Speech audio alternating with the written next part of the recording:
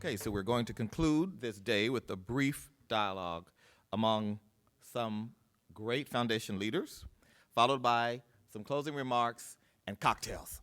So please join me in welcoming Stephanie Strong, the great philanthropy reporter of the New York Times, who covers our sector and challenges us to think about philanthropy and its purpose and mission.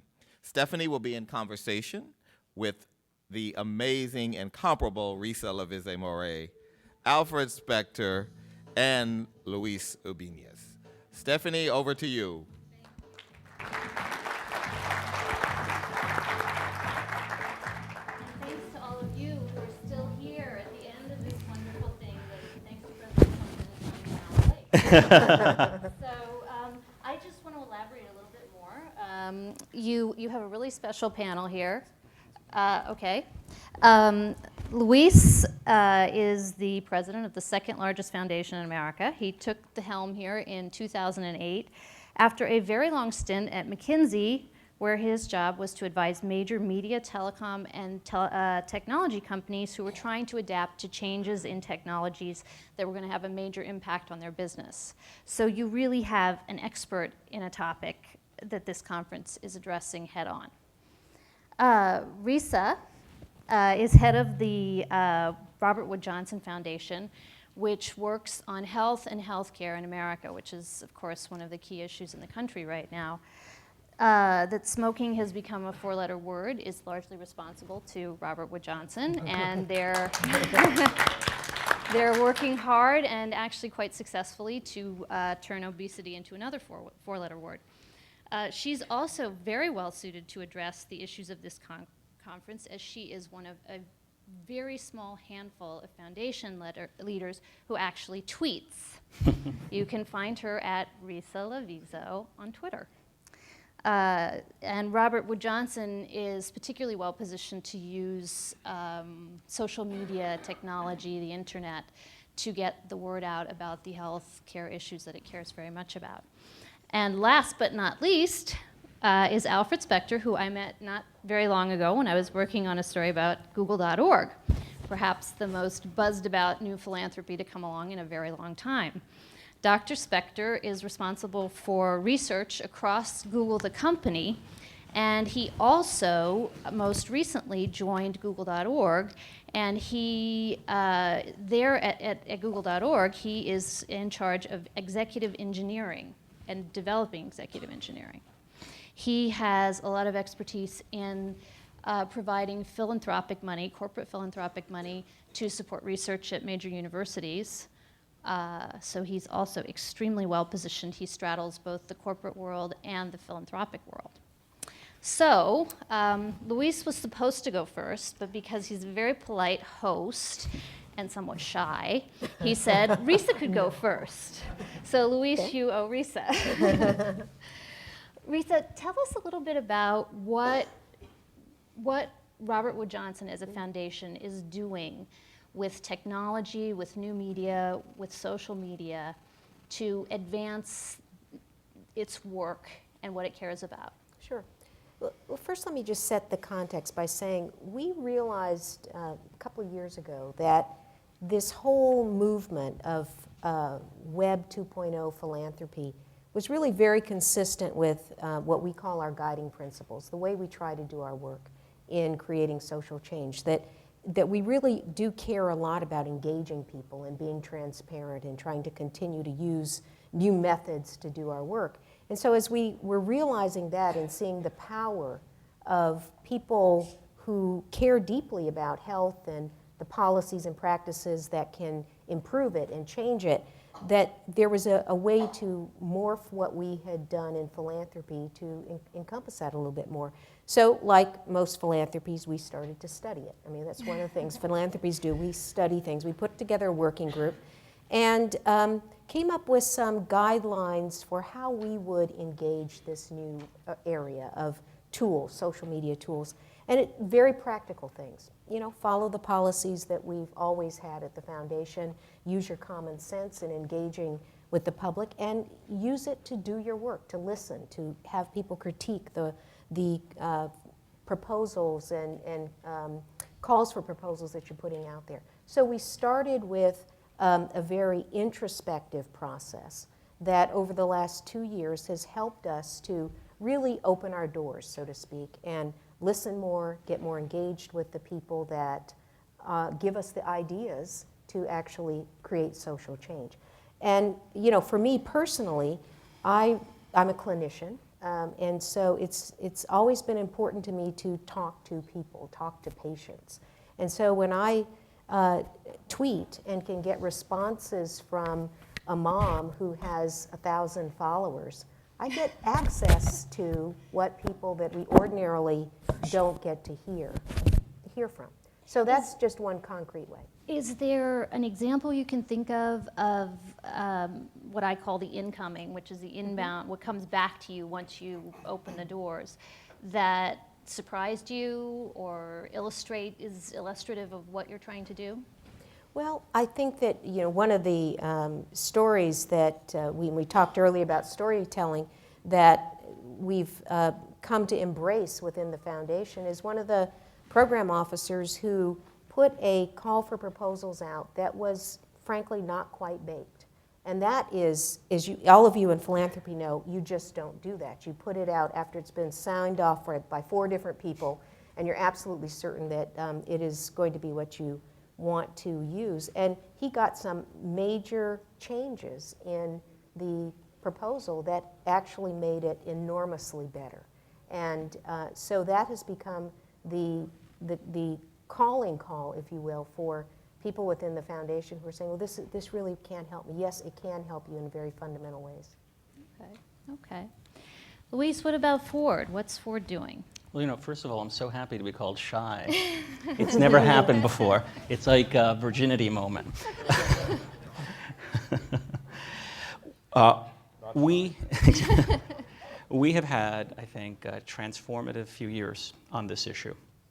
We have done a slew of things, but the biggest thing we've done is manage deal flow. We had a venture capitalist sitting at the end of that thing. What venture capitalists have to do is generate deal flow, get people with ideas at very early stages to come to them, to be comfortable coming to them, to know their address, to stop by. And what we've done in this conference, frankly, is part of that, is communicate that if you have a social justice idea that's technology-driven and you haven't come speak to us, you've made a mistake. Because we are ready to fund you. Our decision cycle time is exceptionally short for these ideas. We've set aside special funds just for you. And if you're successful, we're going to stay with you, like we stayed with PBS, like we stayed with Human Rights Watch, like we stayed with the International Center for Transitional Justice, until you are a major established organization. But isn't that, I mean, I encounter so many foundations which flat out on their website say, don't call us, we'll call you. Yeah. How do you open yourself up? My view is that strategy needs to be matched by execution. And there are some strategies we have that do exactly what you described, where we have a set of natural partners that are well-defined, that are mature, and our job is to fund them and help them grow. Terrific. And we do that. Standard practice in philanthropy. This is different.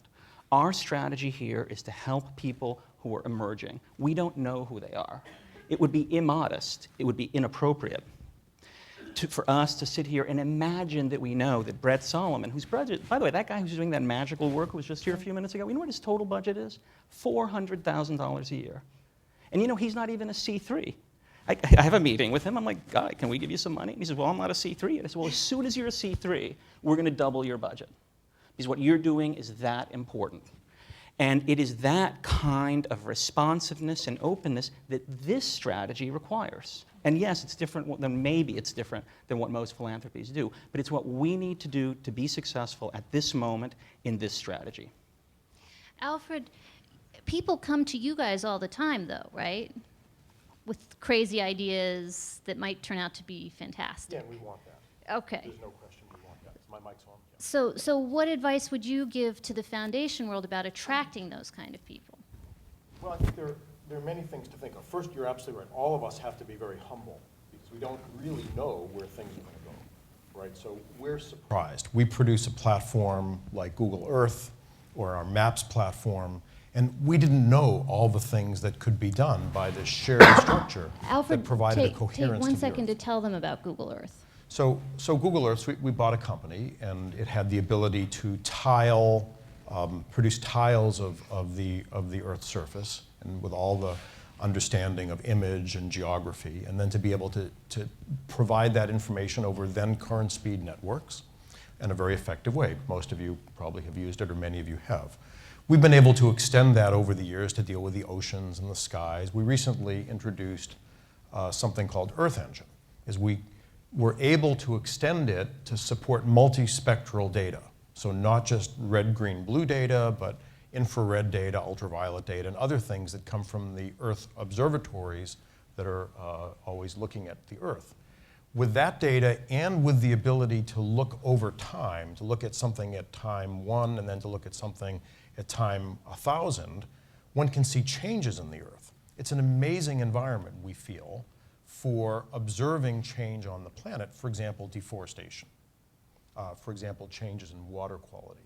So this is something we hadn't envisioned when we started, but it became clear that a relatively modest investment was something we could make in this, and we've now announced this at COP16 and made available 10 million CPU hours, computer processor hours, for scientists that want to do scientific evaluation. One of the first things to be done was a terrific map of Mexico that had never been done of the forest areas of Mexico. We did it over a weekend. It would have taken, I don't know how long, to be done on small computers. So it's an example. We're surprised all the time. So what we try to do at Google.com, okay, so at Google Corporation, is we try to produce platforms which will enable technology to be used in every possible domain as effectively and creatively as possible. And I think that's going to have a very big effect in all of the world, in Africa.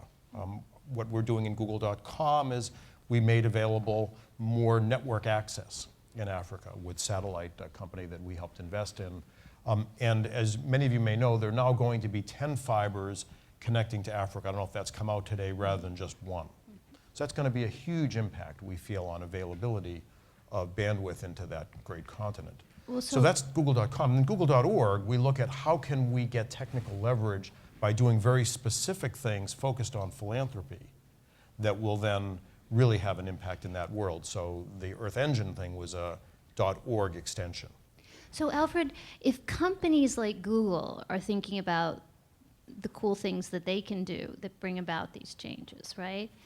Is there a role for philanthropy? Can philanthropy provide platforms in the same way that Google.com provides platforms on which these new technologies can be developed?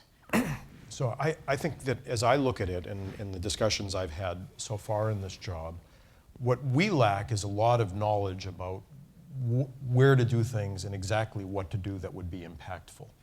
So we cannot be that expert as all of you are in the philanthropic world. We have some good ideas. We probably have some terrible ideas. We certainly don't have enough ideas. So we really need, I think, in the tech sector to collaborate with folks in the philanthropic sector and hybridize what we have together. And I think that's the key. And would you two be open to something like that?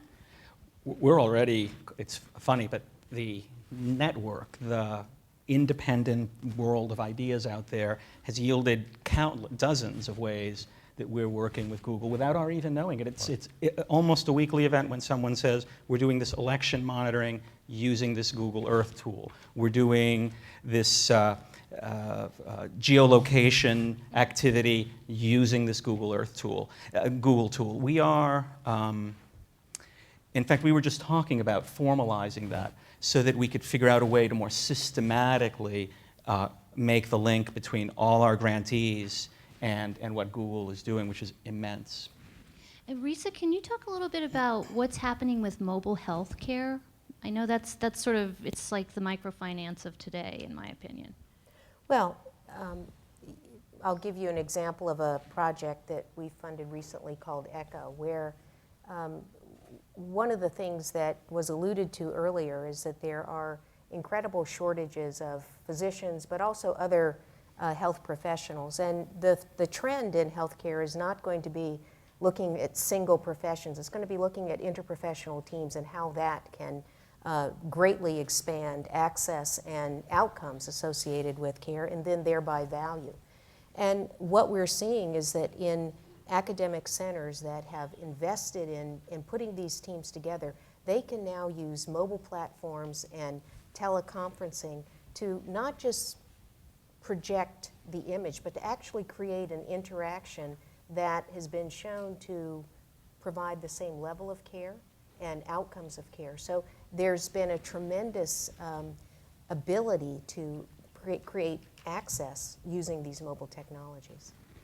And do the ideas that you all get, do they usually come from, like this young person you just described, $400,000? Do they come from, where do they come from? Big places, small places, all places? Well, I think that's the wonderful thing about social networking, is that they do come from small places, and they come from ideas that are very nascent. Whereas when we typically think about the proposals that come to a foundation like ours that you mentioned, we say don't send those. What we like to do is see those ideas earlier, when there's still an opportunity to help shape them and to develop them and to make sure that they can actually be disseminated. Now with social networks, we have a much better capability of getting to the people that have those great ideas and funding them at an earlier stage when they can grow, and we can be a part of that development and dissemination. Let me comment just for a sec on this notion of crowdsourcing or data aggregation. It's so important to think at every level. So we can think of it as policymakers and as leaders of organizations as to how we can get ideas. But then the programs that we run are going to be to such a large extent based on that as well. So can we, in the programs that we have, make crowdsourcing an integral part? I was very pleased to look at Engineers Without Borders, a Canadian organization, and their notion that they were going to do well monitoring using text messaging, I think, from cell phones. And it's such a good idea. There's so many wells that are bad for you, and if we could just find out quickly and go fix them, but we don't know. And we have a lot of efforts underway at Google in that regard as well. You could imagine that. I think this notion of data collection bubbling up is one of the most fundamental changes in society, and it's something that empowers, I think, all of us to do more. Well, one of the things I guess it was last summer, I attended a very fun event in Washington, D.C. that was hosted at the World Bank. It was called Fail Fair. And it was put on by this tiny little organization called Mobile Active. They do them whenever they can get funding to do them. And they work to connect people who are interested in what they call, I'm going to get the acronym, ICT4D, which is Information Communications Technology for Development. And there were about 10 people who got up that night, and they talked about the times that they had used technology and thought it was really great, and then it failed miserably, right? And it was really very telling. And I think one of the issues is we have a lot of data about our world, but we don't have the kind of data that you can aggregate for the developing world. And so it's a digital divide issue. And I'm getting the Q&A sign, so I'm going to shut up and let you guys ask questions. So while you were getting your mics, I took some questions, which I'll throw them to you, and you can pick which ones you think are best. And then if we have more, you can throw your hands in the air, and we'll get a mic to you. So the three I think that are easiest here, and one that fits just with what you said was, you know, there was a venture capitalist on the last firm. They're more tolerant of failure. Do you think if we're actually to be investing in these startup ideas, will we have to be more tolerant of failure? That was good. Another one, which was, to what extent is philanthropy siloed? And one that I'm particularly attracted to is, how do we keep this conversation going? So, of those. Well, who'd like to answer the question about fear of failure, if I will? Well, Google doesn't count because you fail fast, fail hard, and learn. Move on. Just one quick point, though. If failure doesn't have to be, experiments don't have to be as expensive. That's the key thing. So if we have a huge program, no one wants to fail if we all spend a huge part of our operation. The key is to find small things. And I do think we have to recognize that this network-based computing, this cloud computing in the technology sphere allows things to be much cheaper than we would have imagined they would have been a decade ago. I'll just say this. Innovation requires comfort with failure. If you think about foundations as risk capital, if we're not comfortable with failure, I'm not exactly sure what we're doing. Now, we need to manage the details well. We need to make sure we're being responsible in taking those risks. We need to do everything a venture capitalist does. But in the end, we will find ourselves behind instead of ahead. We'll find ourselves with less impact instead of more impact. We'll find ourselves unable to do the things that our predecessors did in building many of the great nonprofit organizations in the world if we're unwilling and uncomfortable with making substantive investments in some things that maybe don't work. So are you saying that foundations would be comfortable with the VC ratio of, like, out of 10 investments, you have one that's a rip-roaring success and everything else you should ignore? So remember, the VC model says you have one huge home run like Google out of every 10, 3 reasonable successes, and 6 failures. I have to tell you something. If you told me that out of every 10 things we did, we'd get 1 Google and 3 smaller companies, I'd sign up for that tomorrow morning. Hey, all you Ford Is that- people out there, you heard it, you heard it. Although I think that's probably the exception to the rule. Sorry. I do think it is probably the biggest cultural shift Right. that has to happen in philanthropy if we're going to really capitalize on this, because it isn't the culture. And creating that safety for failure is the thing that I spend the most time trying to foster. And remember, just one other note. We do many different things. We have a portfolio of activities, and some elements of our portfolio are low risk. They're things we've done really well for many, many years, and we're continuing to sustain them. We have to make space as philanthropists for pieces of our portfolio that are high risk. Otherwise, we'll be funding only the safest things. And what is the point of that in the end? So send him all your high risk. Yeah. That's what Darren's here. Any other questions? What was the second question? There's one back there. I can see nothing, so I can't help you, sorry.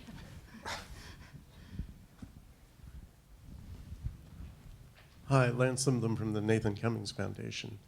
When we're talking about risk, one said as a risk of failure that the program may fail. And actually, I think the culture is changing. And there's a significant minority of foundations that are willing to take that risk. And often it was the smaller foundations that were willing to take those risks. But there's a second risk, and it came up with a lot of the discussion today, and that's a political risk. That's a heat risk. That's you may get trouble from corporate partner risk. I was just wondering if you could comment on that. Well, I actually think that when we think about that kind of risk, we are very comfortable taking it on in segments. But at a foundation like ours, where we may be working on 4 or 5 things that all have those layers of risk, tobacco, obesity, coverage, improving quality that has enormous financial risks for healthcare institutions, we have to be very careful about how much risk we're going to take on at any one time. Because you may be able to manage that in 1 or 2 areas, but in 5 or 6 it can become problematic. And I think that's the way a lot of enterprises now, whether they're in the corporate sector or non-for-profit, are thinking about risk. So it's not that we shy away from it, it's that we realize that there's a certain amount that we can manage and manage successfully in order to achieve what we're trying to do, which is meaningful social change, and not to be sidelined along the way. A form of risk that I think about some is doing no harm risk. So we have the ability, all of us, to intervene in situations. We want to make sure that intervention is unambiguously positive. So I'll give you just a brief example. We're looking at whether we can localize lots of health data into languages where there isn't a lot of health data on the web. So that seems like a good thing, right? So in English, there's an enormous amount of good health information, say for pregnant women as a very useful case. There is in Germany, there is in China, but there wasn't in the Arabic languages. There wasn't in Swahili. So we have translation technologies and such. If we did the obvious thing, we would translate English things into all these other languages. That would be quite unambiguously bad.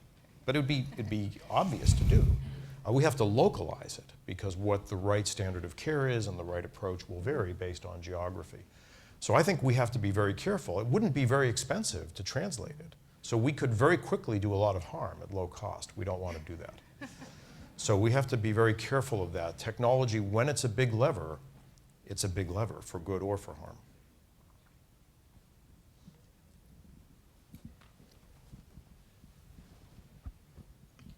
Hi, I'm Paul Steiger from ProPublica. Could the three of you give us a sense of where you stand on the issue of general operating support versus programmatic support? When do you lean to the former and when to the latter, and is that changing? Some of the organizations we're funding are of such scale that if we don't give them general operating support, they won't exist. So as has been consistent in my answers, I think it's very important for everyone who runs any institution to think about what they're doing on a considered basis, to think about what their strategy is, what the circumstances are, and you helped run the Wall Street Journal, so you know this better than almost anyone else in the audience. You match what you do to what you're trying to do, how you do it to what you're trying to do. And so there are areas of our work where we provide only general operating support because there is giving, for Brett Solomon's $400,000 organization, there's no project support. Either you're helping him or you're not helping him. On the other hand, for large, very well-funded organizations with multiple streams of revenue, where we've given them general support in their early stage of development, maybe we've funded them for, in some cases, decades, we feel in that circumstance, for that strategy, with that kind of organization, that project-based support is necessary. Another area is issue-based support. There are some organizations that are doing a broad spectrum of activities, some of which don't fit in our strategies. For those organizations, we're going to help them mightily to help bring their voice and their energy and their immense resources and capabilities to those issues that we're struggling with. And so you have to profoundly think through what it is you're doing in the context of the strategy of what you're trying to accomplish. All right, I'm being told we have 1 minute left. So, Alfred, you all have the great capacity to offer a small $400,000 organization, not necessarily, you could give them money, of course, but your expertise, your engineering expertise, your technical expertise, et cetera, is part of financing the new wired generation, if you will, or the up and coming, if you will, giving them that kind of support? Is it not just about money? I think so. I mean, I suppose the most obvious point of this is education. So we're very interested in education, particularly in computer science, but broadly in K through 12 as well. As you observed, I am responsible for university relations. It's not exactly the point of this conference, but all of us in our field can taste the change that's going to come into the educational system broadly now with the value of information technology. We've thought about it for decades, and it hasn't been there. Just as someone observed that video on demand had been tried and tried, it didn't happen until there was enough bandwidth. Same thing's true with education. Even when I was a professor at Carnegie Mellon a few decades ago, we tried. It wasn't the right time. Just as an example, and I'll just whet your appetite on this, Salman Khan, who's done Khan Academy videos. If you haven't seen them, you should watch them. There are like 2,000 videos on YouTube. He has done them all himself. These are videos of about 5 minutes in length on, I don't know what percentage, a large percentage of the subjects in middle school and high school. We're helping him translate them into other languages, to caption them and then translate them into other languages. What an amazing thing for the world to do this. Now add this with online education where students can interact and get education customized. This is the future.